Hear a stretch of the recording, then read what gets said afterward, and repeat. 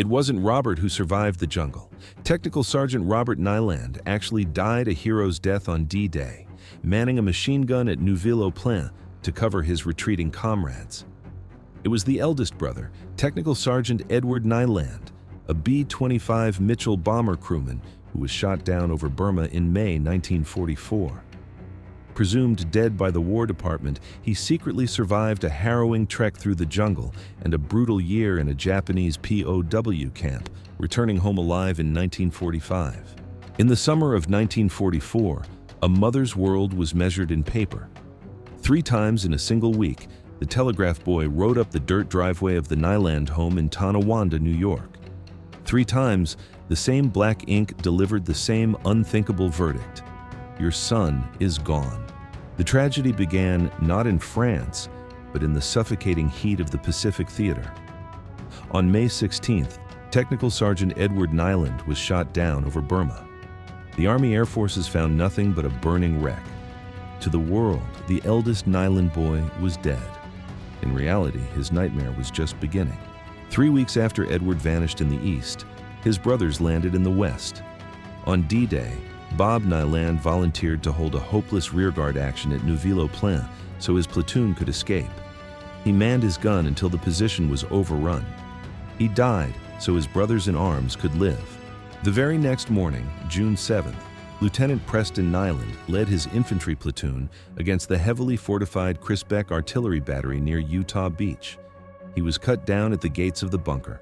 2 brothers lost in 24 hours. The youngest, Fritz, survived the drops with the 101st Airborne. 9 days after D-Day, he hiked across the Allied lines to find Bob, only to be told his brother was buried in a temporary cemetery. When he asked about Preston, the silence gave him his answer. Under the military's strict sole survivor policy, designed to protect families from total annihilation after the tragic loss of the 5 Sullivan brothers 2 years prior, the War Department issued an emergency mandate: find Fritz Niland and pull him off the front lines immediately.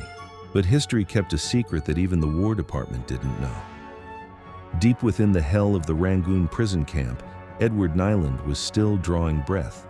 Starving, beaten, and dropped to a meager 80 pounds, he survived on nothing but a memory of a small town in New York. In May 1945, as the guns fell silent across Europe, a telegram arrived at the Niland home. But it wasn't black trim this time. It was a resurrection. The Niland family lost 2 heroes to the soil of France. But out of the ashes of D-Day, a fractured family found its peace.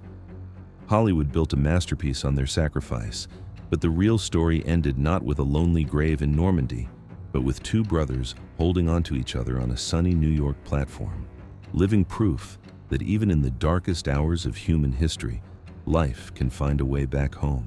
Technical Sergeant Robert Niland and Second Lieutenant Preston Niland rest side by side at the American Cemetery in Colleville-sur-Mer, France.